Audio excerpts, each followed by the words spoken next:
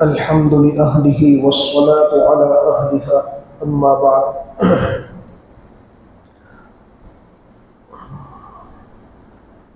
अल्लाहुम्मा सल्लि अला सय्यिदिना व मौलाना मुहम्मद व बारिक वसल्लिम। इससे पहले की मजलिस में ज़कात की सारी तफसीलात आपके सामने आ चुकी है। आज की मजलिस में यह जिक्र करना है कि ज़कात की रकम जो है किनको देना जायज़ नहीं। जैसा कि इससे पहले की मजलिस में यह भी बतलाया था कि ज़कात की रकम कौन से मसरफ़ में सर्फ की जावे, किनको दी जावे। आज इंशाअल्लाह यह जिक्र किया जाएगा आज की मजलिस में कि ज़कात की रकम किन लोगों को देना जायज़ नहीं। तो उसमें जो है मुख्तलिफ हजरात हैं कि जिनको ज़कात की रकम जो है देना जायज़ नहीं। जैसे ज़कात की रकम जो है बाप दादा नाना परनाना परदादा, इसी तरह दादी नानी वगैरह, यानी ऊपर तक जितने लोग हैं उनको भी देना जायज़ नहीं, और नीचे तक जितने लोग हैं उनको भी देना जायज़ नहीं। जैसे लड़के हैं, लड़कियां हैं, पोते हैं, परपोते हैं, नवासे हैं, पोतिया है, नवासिया है, तो नीचे तक भी जितने लोग हैं उनको भी ज़कात की रकम देना जायज़ नहीं। इसी तरीके से बीवी शोहर बीवी को अगर ज़कात दे तो भी जो है ज़कात अदा नहीं होगी। काफिर को ज़कात देने से भी ज़कात अदा नहीं होगी। इसी तरीके से जो आदमी साहिब निसाब है, मालदार है, तो उसको भी ज़कात की रकम अदा करने से ज़कात की जो है अदा नहीं होगी। इसी तरीके से कोई बच्चा जो है नासमझ है तो नासमझ बच्चे को ज़कात की रकम अदा करना, कोई आदमी पागल है, मजनून है, उसको ज़कात की रकम अदा करना, तो उससे भी जो है ज़कात की रकम अदा नहीं होगी। हाँ, अगर उनका वली, उनका कोई करीबी उनकी तरफ से जो है ज़कात की रकम पर कब्जा कर ले तो ज़कात जो है दुरुस्त हो जाएगी। इसी तरीके से ज़कात की अदायगी के लिए ज़रूरी है कि किसी आदमी को हम उसका मालिक बना दें, ये ज़रूरी है। अगर हमने किसी आदमी को उसका मालिक नहीं बनाया तो भी इस सूरत में जो है ज़कात अदा नहीं होगी। उसके कब्जे में देना ज़रूरी है, उसके इख्तियार में आ जावे, उसके कंट्रोल में आ जावे, वो उसका मालिक बन जावे, ये ज़रूरी है। अगर हमने उसको मालिक नहीं बनाया तो फिर इस सूरत में जो है ज़कात अदा नहीं होगी। इसी तरीके से कोई आदमी इंतकाल कर चुका है, अब वो ज़रूरतमंद था, मुस्तहिक था, तो आदमी ये समझे कि लाओ उसके पास कोई इंतज़ाम नहीं है, उसके घर वालों के पास कोई इंतज़ाम नहीं है, तो ज़कात की रकम से उसके जनाजे का, उसकी तजहीज़ और तकफीन का इंतज़ाम करो, उसके कफन का इंतज़ाम करो। तो खास मैयत की नीयत करके जो है ज़कात की रकम से उनके कफन का इंतज़ाम करना जायज़ नहीं है। क्यों? इसलिए कि ज़कात की रकम के अंदर ज़रूरी है कि सामने वाले आदमी को उसका मालिक बनाया जाए। अब जब वो इंतकाल कर चुका तो उसके अंदर मालिक बनने की सलाहियत नहीं है, तो उनके कफन के लिए जो है ज़कात की रकम देना दुरुस्त नहीं होगा। हाँ, लेकिन अगर कोई आदमी उसके करीबी रिश्तेदारों को, उनके घर वालों को या किसी दूसरे आदमी को जो है ज़कात की रकम दे जो हकीकत में मुस्तहिक हो, निसाब के मालिक ना हो, ज़कात के हकदार हो, उनको ज़कात की रकम दी, और ज़कात की रकम देने के बाद वो अगर इनके कफन के अंदर, इनके जो है कब्र खोदने के अंदर जो है इस्तेमाल करे तो ज़कात की रकम जो है अदा हो जाएगी, ये दुरुस्त है। इसी तरीके से ज़कात की रकम के जरिए से जो है चंद फकीरों को खाना बनाकर खिला दिया, खाना बनाया और उनको जो है खिला दिया, तो इस तरीके से भी ज़कात की रकम अदा नहीं होगी। बल्कि जो खाना बनाया है उनका मालिक बनाना जरूरी है, उनका मालिक बनाना जरूरी है। सिर्फ ये खाना हमने जो है परोस दिया और वो आकर बैठकर खा ले गए, तो ये सिर्फ उनको खिलाना हुआ, उस खाने का मालिक बनाना नहीं हुआ। बल्कि जितना खाना हमने बनाया है उस सारे खाने का मालिक उन फकीरों को बना दे जो है कि अब ये तुम्हारे इख्तियार में है, अब चाहे तो तुम खा लो, खाने के बाद जो बच जावे अपने घर पर ले जाओ, अपने इस्तेमाल में लाओ, दूसरों को दो। तो इस तरीके से अगर उनको मालिक बना दिया तो फिर इस सूरत में जो है ज़कात अदा हो जाएगी। इसी तरीके से किसी फकीर और गरीब आदमी को जो है एक मुद्दत तक रहने के लिए एक मकान दे दिया कि मेरा ये मकान है, मेरा ये फ्लैट है, तो आप उसमें 6 महीने इसमें रहिए, और ये कहा कि मैं आपके पास से किराया नहीं लूंगा, और किराए के अंदर उसने ज़कात की नीयत कर ली कि हर महीने का इस घर का जो है आमतौर पर 5,000 रुपये किराया होता है, तो 6 महीने उसके अंदर वो आदमी रहे, तो 6 महीने के किराए में आदमी ने ज़कात की नीयत कर ली तो उससे ज़कात अदा नहीं होगी। इसी तरीके से अगर कोई आदमी रास्तों के बनाने में, फिर हॉस्पिटलों के खर्च में, दिफाए आम के काम में अपने ज़कात की रकम देना चाहे तो ज़कात की रकम नहीं दे सकता। रास्तों पर टॉयलेट बनवाने के लिए लोग पूछते हैं कि मस्जिद के अंदर टॉयलेट और बाथरूम वगैरह बनवाने के लिए, वुजू खाने के लिए, क्या उसमें ज़कात और सदके की रकम दी जा सकती है? नहीं दी जा सकती। इसी तरीके से हाँ, अब ज़कात की रकम तो जो है मैंने आपको बतलाया था कि अपने करीबी रिश्तेदारों को दे। सबसे पहले अपने भाई बहनों में देखे, अपने दामाद में देखे, अपने बहू में देखे, अपने करीबी रिश्तेदारों में, फिर दूर के रिश्तेदारों में। हत्ता कि अगर हमारे रिश्तेदार दूसरी जगहों पर रहते हैं, दूसरे शहरों में रहते हैं, तो उनकी तकलीफ को, उनकी ज़रूरतों को पूरा करने की कोशिश करें। रिश्तेदारों को ज़कात अदा करने में दुगना सवाब मिलेगा। एक तो ज़कात की अदायगी का सवाब, और दूसरा उनके साथ रिश्तेदारी और सिला रहमी का मामला करने का सवाब मिलेगा। इसी तरीके से मदारिस के अंदर जो लोग ज़कात देते हैं कि भाई हमें ये मालूम है कि ये मदरसा बिल्कुल सही चल रहा है और हकीकत में यहाँ मदरसा मौजूद है, तो हमने फिर किसी सफ़ीर को या फिर बराह रास्त मदरसे के अंदर कोई ज़कात की रकम पहुँचा दी, तो इसके अंदर भी हमें दुगना सवाब मिलेगा। एक सवाब तो जो है ज़कात की अदायगी का, और दूसरा सवाब इल्म दीन और इल्म शरीयत की इशाअत का सवाब मिलेगा। तो मदारिस में देने का भी दुगना सवाब है, और आमतौर पर आज जो है मदारिस के अंदर ज़कात को देना चाहिए। वैसे हमारी कोशिश तो, मुसलमानों की कोशिश तो ये होनी चाहिए कि मदारिस के अंदर हम अपनी रकम लगावे तो लिल्लाह रकम लगावे, मदारिस के अंदर लिल्लाह रकम लगावे। क्यों? इसलिए कि मदारिस के अंदर जो पढ़ने वाले तलबा है उनको मेहमान रसूल कहा जाता है। ये मस्जिद जैसे अल्लाह का घर है ना, तो इसी तरीके से ही इस मदरसे को जो है ना, मदरसे को मरकज़ रसूल कहा जाता है, हुजूर सल्लल्लाहु ताला अलैहि वसल्लम का घर कहा जाता है। तो अल्लाह के नबी के घर के लिए हम अपनी ज़कात की रकम लगावे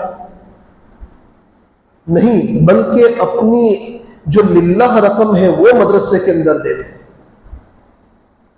मदरसे के तलबा के लिए, मेहमान रसूल सल्लल्लाहु ताला अलैहि वसल्लम के लिए हम अपनी हलाल और पाकीज़ा रकम जो है उनके लिए इस्तेमाल करें।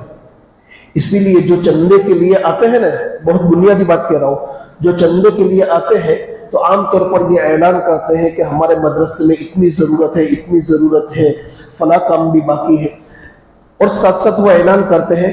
लिहाजा आप तमाम हजरात से गुजारिश है कि ज़कात सदकात लिल्लाह से मदरसे का ताउन करें। लिल्लाह जो सबसे असल रकम है उसको आखिर में रखते हैं, सबसे पहले ज़कात और सदकात को मांगते हैं। जो माल का मेल है भाई, ये ज़कात और सदकात ये माल का मेल है, अगर वो माल के अंदर बाकी रहेगा तो सारे माल को बर्बाद करके रख देगा, वो दूसरों का हक है। तो सबसे पहले हम ज़कात मांगे नहीं मदरसे के लिए कि मदरसे के अंदर लिल्लाह रकम से ताउन करें मेहमान रसूल के लिए। और अगर लिल्लाह रकम न हो या लिल्लाह रकम आप न दे सकते हो तो ज़कात और सदके की रकम भी चलेगी। इस तरीके से ऐलान करना चाहिए। तो बहरहाल हमारा भी ये जज्बा होना चाहिए कि हम मदारिस के अंदर देवे। तो बस आदमी एक ही तस्वुर करता, मदारिस यानी ज़कात की रकम देने की जगह, और फिर मदरसे के तलबा को भी हकारत की नज़र से देखा जाता है। भाई ये कौन है? ये तो ज़कात की रकम खाने वाला है। किसी भी तालिब इल्मों को, किसी भी हाफिज कुरान को इस तरीके से हकारत की नज़र से देखा कि ये तो लोगों की ज़कात खाने वाले हैं, याद रख लो ये बहुत बड़े गुनाह की चीज़ है, बहुत बड़े गुनाह की चीज़ है। और दूसरी बात यह है, सबसे बड़ी बात यह है कि ये मदारिस जो है ना हमारी और आपकी ज़रूरत है, मेरे और आपकी ज़रूरत है बुनियादी।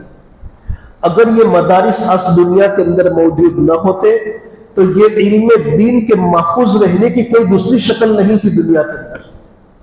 आज इल्म दीन, इल्म कुरान, इल्म तफसीर, इल्म हदीस, इल्म फिक़ह, इल्म उसूल फिक़ह, इल्म रिजाल, अस्माई रिजाल वगैरह, ये सारी चीजें, इल्म हदीस, इल्म उसूल हदीस, ये सारी चीजें महफूज है। और ये सारी चीजें तफसील के साथ जो पढ़ाई जाती है, ये मदारिस इस्लामिया के अंदर पढ़ाई जाती है। आज आपको पता नहीं है कि फिक़ह, उसके अंदर आदमी को महारत पैदा करने के लिए कितने उलूम की जरूरत है, इल्म हदीस में कितनी जरूरत है, इल्म तफसीर के अंदर महारत पैदा करने के लिए कितने उलूम की जरूरत है। ये सारे उलूम उन मदारिस के अंदर पढ़ाए जाते हैं। और इन उलूम को पढ़ाने के लिए कितनी मेहनत की जरूरत पड़ती है। एक उस्ताद ऐसा नहीं कि रात में सो गया, सुबह आकर जो है मस्जिद पर बैठ गया, पढ़ाना शुरू कर दिया, बल्कि रात में पौना घंटा दर्स देने के वास्ते, 1 घंटा पढ़ाने के वास्ते, एक एक किताब के एक एक सफ़े के पीछे, आधे सफ़े के पीछे एक उस्ताद को कितनी मेहनत करनी पड़ती है, तब जाकर वो उलूम कुरान और उलूम हदीस लोगों को पढ़ा सकता है। ये कोई मामूली काम नहीं है। आप मदारिस में जाकर उनकी रातों को देखिए, तब पता चलेगा। तो उन लोगों के लिए हमें चाहिए कि हम जो है लिल्लाह रकम इस्तेमाल करें, उनको हकारत की नजर से न देखें। चूंकि मैं मदरसे का आदमी हूं और मैं मदरसे में पढ़ा हुआ हूं, और मैं पढ़ा भी चुका हूं किताबें वगैरह अल्लाह के फजल से, तो मैं खुद ये जानता हूं कि इसके लिए कितनी मेहनत की जरूरत है। इसीलिए ये मदरसे के अंदर पढ़ाने वाले बहुत कम तनख्वाह के अंदर, 8,000, 10,000, 12,000 तनख्वाह के अंदर, आज एक मजदूर भी एक महीने के अंदर जो है 15 से 20,000 रुपये कमा लेता है। तो ये लोग सिर्फ कम तनख्वाहों के अंदर मदारिस में इतनी मेहनत करते हैं, इतनी मेहनत करते हैं, सिर्फ मकसद एक ही होता है कि इस इल्म दीन की हिफाजत हो जाए, इल्म दीन की हिफाजत हो जाए, यही मकसद होता है। तो उनके पीछे हम जो रकम सर्फ करें तो अल्लाह रकम सर्फ करें, उन्हें हकारत की नजर से न देखें। बल्कि इसीलिए कहा कि उलमा को देखना भी सवाब है। क्यों? इसलिए कि उनकी सलाहियत रात और दीन की किसमें इस्तेमाल हो रही है? इल्म दीन की हिफाजत, इशाअत और उसको फैलाने के खातिर जो है सर्फ हो रही है। एक आदमी जो दर्जा हिफ्ज़ पढ़ाता है ना, सुबह 4 बजे उठकर जो है बच्चे का सबक सुनता है, फिर फजर के वक्त अपने घर पर जाता है, चाय पीता है, नमाज के बाद फौरन मदरसे के अंदर आता है, बच्चों का सबक पारा सुनता है, दौर सुनता है, फिर जो है घर पर जाता है, थोड़ी देर आराम करता है, खाना खाता है और जोहर की नमाज जल्दी से पढ़कर वापस मदरसे में आ जाता है। फिर असर तक बच्चों का कुरान सुनता है, दोपहर का दौर सुनता है, फिर मगरिब की नमाज के बाद से लेकर इशा तक इसी मशगले के अंदर, फिर इशा के बाद 1.5-2 घंटा इसी मशगले के अंदर। एक आदमी का दीन का इतना सारा वक्त, सुबह 4 बजे से लेकर रात में 10 बजे तक का वक्त, उसकी सारी सलाहियतें, उसकी सारी एनर्जी, उसकी सारी ताकत और कुव्वत सिर्फ और सिर्फ कुरान के लिए इस्तेमाल हो रही है। और जब रमजान के अंदर वो चंदे के इरादे से वो दर दर फिरे और हम उसको हकारत की निगाह से देखें, इफ्तारी और सहरी के लिए न पूछे, तो फिर मेरे भाइयों, हमसे बड़ा बदकिस्मत कोई नहीं। ऐसे लोगों को खिला देना, ऐसे लोगों को राहत दे देना, ऐसे लोगों को आराम पहुंचा देना, ये भी बहुत बड़े सवाब का काम है। और इन लोगों की मदद करने की बुनियाद पर, इन लोगों को इफ्तारी करा देने की बुनियाद पर, इन लोगों के सहरी का इंतजाम करा देने की बुनियाद पर अल्लाह तबारक व तआला हमारा शुमार भी इल्म दीन की इशाअत करने वालों में कर देगा। इसलिए खास इसका एहतमाम करना चाहिए। मैं एक जगह का वाकया जिक्र करता हूँ कि बेचारे सफ़ीर, कुरान पढ़ाने वाले सफ़ीर, मदरसे की और बच्चों की ज़रूरतों को लेकर कौम के अंदर निकले। अल्लाह का नेक बंदा था। रात में उनको जो है दवाई लेना था। अब लॉकडाउन के बाद का ज़माना था, रात में 10 बजे सारी होटलें बंद हो जाती थी, तो उनको खाना खाना था। बगैर खाए वो दवा नहीं ले सकता और बगैर दवा के वो सो नहीं सकता। तो सिर्फ वो कुरान पढ़ाने वाला जब रात में होटलें बंद हो गई, तो सिर्फ एक रोटी के लिए मोहल्ले के अंदर घूम रहा था कि कम से कम मुझे दवा लेना है तो कोई एक रोटी मुझे दे दे। क्या सूरत हाल है। इसीलिए उनको ये चंदा करने वालों को भी हकारत की हम नहीं देना चाहते तो न दें, लेकिन उनको भी हकारत की निगाह से न देखें। क्या पता इसमें कोई तहज्जुद गुजार हो, अल्लाह के नज़दीक मकबूल हो, सफ़र के अंदर है, परागंदा हाल है, परागंदा बाल है, कपड़ों का कोई ठिकाना नहीं, सिर्फ और सिर्फ मेहमान रसूल की खिदमत के उन्वान से दर दर घूम रहा है, तो उनको मोहब्बत की निगाह से देखे। न देना हो तो न दे, लेकिन उनको जलील न करे, उनको गलत निगाह से न देखे। उनके लिए अगर हो सके तो सहरी और इफ्तारी का इंतज़ाम कर दे, एक पानी की बोतल भी दे देंगे तो याद रख लेना यह हमारी कामयाबी के लिए काफ़ी हो जाएगा। तो बहरहाल बात यह चल रही थी कि ज़कात की रकम जो है किन लोगों को नहीं दे सकते। देखो, ज़कात की रकम देने के बाद में एक अहम मसला यह भी है कि सादात बनु हाशिम को भी ज़कात देना दुरुस्त नहीं, यानी जनाब नबी करीम सरवर दो आलम सल्लल्लाहु ताला अलैहि वसल्लम के ख़ानदान वाले जो है उनको भी जो है ज़कात देना दुरुस्त नहीं है।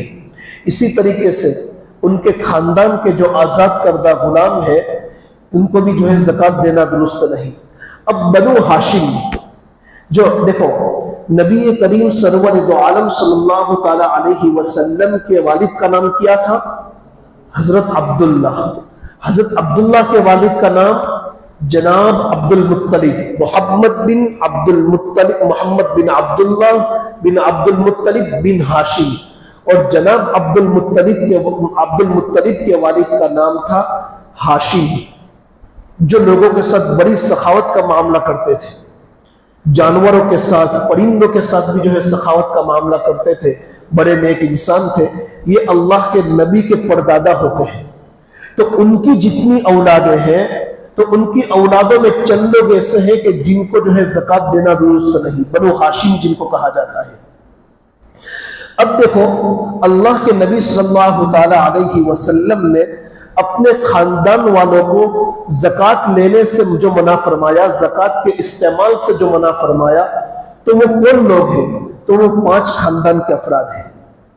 बनु हाशिम के अंदर से 5 खानदान के अफराद मुराद है। नंबर 1, हजरत अली कर्रमल्लाहु वजहहू की औलाद, उनको भी ज़कात देना दुरुस्त नहीं। हजरत अली की औलाद जिनका सिलसिला नसब हजरत अली रजी अल्लाह तआला अन्हु तक पहुंचता है, तो उनको भी ज़कात देना दुरुस्त नहीं। इसी तरीके से हजरत अब्बास रजी अल्लाह तआला अन्हु की औलाद, उनको भी ज़कात देना दुरुस्त नहीं। हजरत जाफर रजी अल्लाह तआला अन्हु की औलाद, उनको भी ज़कात देना दुरुस्त नहीं। ये बनु हाशिम के बेटे जनाब अब्दुल मुत्तलिब, उनके बेटों की औलाद के अंदर आते हैं ये सब। इसी तरीके से हजरत अकील रजी अल्लाह तआला अन्हु की औलाद, उनको भी जो है ज़कात देना दुरुस्त नहीं। हजरत हारिस इब्न अब्दुल मुत्तलिब रजी अल्लाह तआला अन्हु, उनकी औलाद को भी जो है ज़कात देना दुरुस्त नहीं। तो ये 5 खानदान है। हजरत अली रजी अल्लाह तआला अन्हु की औलाद, हजरत अब्बास रजी अल्लाह तआला अन्हु की औलाद, हजरत जाफर रजी अल्लाह तआला अन्हु की औलाद, हजरत अकील रजी अल्लाह तआला अन्हु की औलाद और हजरत हारिस इब्न अब्दुल मुत्तलिब रजी अल्लाह तआला अन्हु की औलाद, इनको ज़कात देना दुरुस्त नहीं। देखो, अबू लहब ये अल्लाह के नबी का दुश्मन था। जब अल्लाह के नबी अलैहिस्सलातु वस्सलाम ने सफा पहाड़ी पर खड़े होकर ऐलान किया कि या अय्युहन्नास क़ूलू ला इलाहा इल्लल्लाह तुफ्लिहून, कि ए लोगों कह दो अल्लाह के सिवा कोई लायक इबादत नहीं, तुम कामयाब हो जाओगे। तो उस भरे मजमे में सबसे पहले अल्लाह के नबी की जिस दुश्मन ने मुखालफत की वो अबू लहब था, और उसने कहा था कि तब्बन लक अलिहादा जमाअतना या मोहम्मद, कि ए मोहम्मद तेरा सत्यानाश हो, नाउज़ बिल्लाह, क्या तूने हमको इसीलिए जमा किया था? अल्लाह के नबी को यह कहा। अल्लाह का गजब जोश में आया और अल्लाह ने आसमान से पूरी सूरत नाजिल फरमाई, तब्बत यदा अबी लहब व तब्ब मा अगना अन्हु मालुहु व मा कसब। ये पूरी सूरत अल्लाह तबारक व तआला ने उसी के लिए नाजिल फरमाई है, जिसमें उसकी बर्बादी का जिक्र है कि ये अल्लाह के नबी को क्या बद्दुआ दे रहा है। अल्लाह तबारक व तआला ने उसको बर्बाद करके रख दिया, और सिर्फ उसको नहीं, उसकी बीवी को भी अल्लाह ने बर्बाद करके रख दिया, कि जो अल्लाह के नबी को तकलीफ पहुंचाने में कोई कसर नहीं छोड़ती थी। तो इस अबू लहब का सबसे बड़े दुश्मन इस्लाम का शुमार भी किसमें था? ये बनु हाशिम के अंदर था। लेकिन बनु हाशिम जो है ये उनकी औलाद को ये शर्फ हासिल नहीं, उनकी औलाद को ये शर्फ हासिल नहीं। क्यों? उसकी वजह देखो क्या लिखी है, लिअन्न हुर्मत सदक़ति लिबनी हाशिम करामतुम मिनल्लाहि तआला लहुम व लिजुर्रियतिहिम हैतु नसरुन नबी सल्लल्लाहु तआला अलैहि वसल्लम फी जाहिलियतिहिम व इस्लामिहिम। इसलिए कि ये अजमत और ये करामत कि अल्लाह के नबी के खानदान वालों को ज़कात न देना। भाई ज़कात मैंने कहा ना कि माल का मेल है, तो ये मेल उनके खानदान वालों को नहीं देना है, ये सिर्फ उनके खानदान वालों की इज्जत और अजमत की बुनियाद पर। क्यों अजमत और इज्जत? इसलिए कि उन्होंने अल्लाह के नबी अलैहिस्सलातु वस्सलाम की मदद की। जाहिलियत के अंदर जब इस्लाम को तक़वियत की जरूरत थी तो इन लोगों ने अल्लाह के नबी की बड़ी मदद की। तो इस बुनियाद पर अल्लाह तबारक व तआला ने उनको यह शर्फ अता फरमाया कि लोगों के माल का जो मेल कुचेल है यानी ज़कात, वो उनको नहीं दिया जाएगा। ज़कात हमारे माल का मेल है, अगर उसको उसी के साथ रखेंगे असल माल के साथ तो असल माल को भी बर्बाद कर देगा। लेकिन ये चीज बनु हाशिम की है। अबू लहब जो बनु हाशिम की और बनु हाशिम के अंदर से है, उनको ये शर्फ हासिल नहीं। क्यों? वह अबू लहब कान हरीसन अला अदम नबी सल्लल्लाहु तआला अलैहि वसल्लम फलम यस्तहिक़हा बनु। अबू लहब चूंकि अल्लाह के नबी अलैहिस्सलातु वस्सलाम को तकलीफ देने पर बहुत ही ज्यादा जो है ये बहुत ही ज्यादा हरीस था, चाहता ये था हर वक्त कि कैसे अल्लाह के नबी को तकलीफ पहुंचाऊं। तो अल्लाह तबारक व तआला ने इस शराफत से, इस अजमत से उसको महरूम कर दिया। उसकी औलाद को यह शर्फ हासिल नहीं है। तो बहरहाल, तो मैं आपको यह कह रहा था कि यह माल का मेल कुचैल है। अगर असल माल के साथ ज्वाइन होकर रहा ना तो असल माल को भी जो है बर्बाद करके रख देगा। मिसाल के तौर पर आप यूं समझिए कि एक टोकरा भरकर जो है उम्दा किस्म के सेब है, सफरजन जिसको हम कहते हैं, एप्पल। अब सारे उम्दा किस्म के सेब है, उसमें एक सेब जो है कीड़ा जो है जिसमें कीड़े पड़ गए हो ऐसा रख दो, वो सारे सेब मिलकर एक सेब को अच्छा कर सकेंगे? नहीं, बल्कि यही एक सेब सबको बिगाड़ कर रख देगा। तो उसमें से इसको अलग करना होगा मेल को, ताकि वो अच्छा रहे। एक जोड़ी मेले कुचेले बदबूदार पसीने वाले कपड़े हैं और पूरी बैग के अंदर 10 जोड़ी अच्छे धोए हुए कपड़े हैं, तो ये 10 धोए हुए कपड़े एक जोड़ी को अच्छा नहीं कर सकते। एक जोड़ी बदबू वाले 10 जोड़ी के अंदर बदबू पैदा कर देंगे। तो 10 जोड़ी को महफूज रखने के वास्ते एक जोड़ी को अलग करना होगा।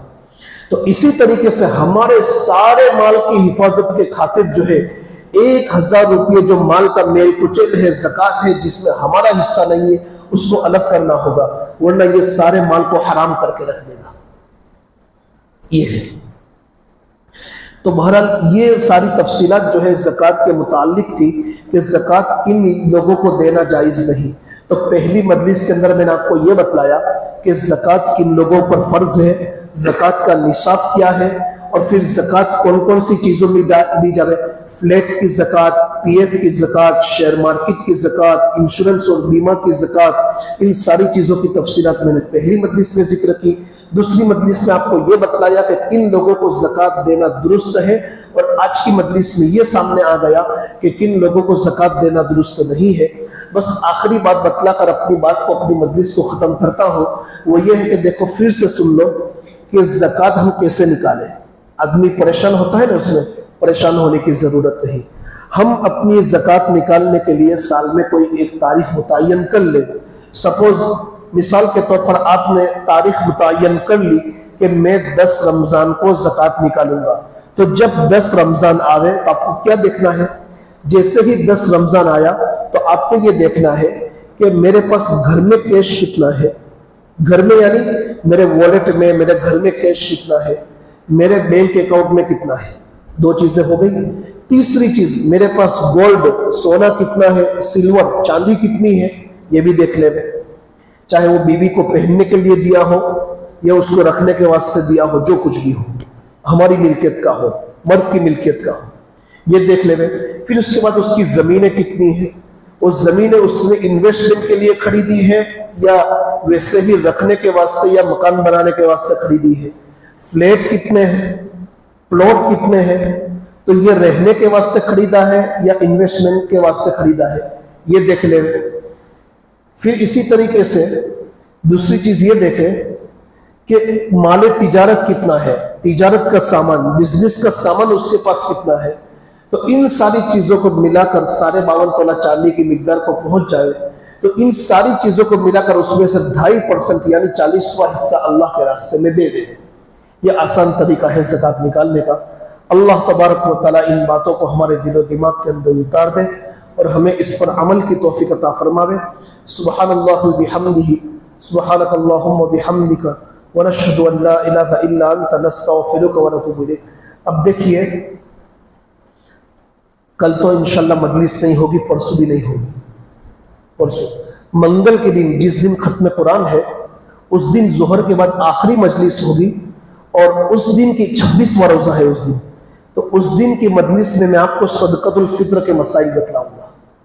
भाई सदका फित्र ईद से पहले अदा करना है ना, तो सदका फित्र किन लोगों पर वाजिब है, कब उसको अदा कर दिया जाए और किन लोगों को देना चाहिए, उसकी तफसीलात इंशाअल्लाह उस दिन की मजलिस के अंदर जिक्र करूंगा। अल्लाह ताला अमल की तौफीक अता फरमावे।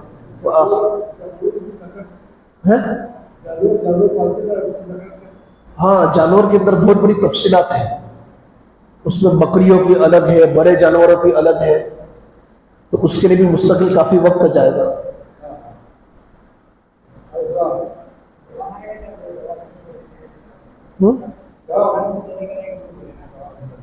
दवा खाने में देने का मतलब क्या है कि अगर कोई आदमी जो है ना, किसी आदमी को ज़कात की रकम, कोई आदमी मुस्तहिक है, ज़रूरतमंद है, तो उस आदमी को दवा लेकर दे दे, उसको मालिक बना दे, तो दुरुस्त है। तो हॉस्पिटल में भी उसके खर्च के वास्ते दे रहे हैं ना, तो देना दुरुस्त है, लेकिन उस आदमी को मालिक बनाकर देना होगा कि भाई ये हॉस्पिटल का तेरा जितना खर्च हुआ है, तो इतना खर्चा तेरी हॉस्पिटल की दवाओं के अंदर दे देना, तो ये देना दुरुस्त है। लेकिन शर्त यह है कि जिस आदमी को हम दे रहे हैं वो आदमी हकीकत में मुस्तहिक हो। जानवरों की ज़कात के मुतालिक ऐसा हो तो ले लें। मैंने सोचा कि खेती बाड़ी और ज़कात और जानवरों की ज़कात के लिए भी एक एक दिन ले लूँ, इससे कि इन दोनों के अंदर भी काफ़ी वक्त जाएगा। हर जानवर की ज़कात अलग है, जो है गाय भैंस वगैरह की ज़कात का मामला अलग है, बकरियों की ज़कात का मामला अलग है, घोड़ों की ज़कात का मामला अलग है। तो इंशाल्लाह ऐसा हो तो उस दिन मैं आपको थोड़ी मुख्तसर जो है इसमें बात बतला दूंगा। खेती बाड़ी के अंदर ज़कात का मसला अलग है, जो ज़मीन है सरकारी पानी से जिसकी सिंचाई होती है उसकी ज़कात अलग है, जो हम अपने पैसे के बोर से जो है जिसकी सिंचाई करते हैं तो उसकी ज़कात अलग है, उसकी पैदावार पर। तो इंशाल्लाह आसमानी पानी से जो जिसकी सिंचाई होती है तो उसकी ज़कात अलग है। तो ऐसा हो तो इंशाल्लाह बुध के दिन भी, चूंकि मैं दोपहर में तो यहीं पर हूँ, तो इंशाल्लाह उस दिन ये जानवरों की और ये खेती बाड़ी की ज़कात मुख्तसर तौर पर मैं अदा जो है पेश कर दूंगा। अल्लाह ताला अमल की तौफीक अता फरमाए। व आखिरु दाअवाना अनिल हम्दुलिल्लाह।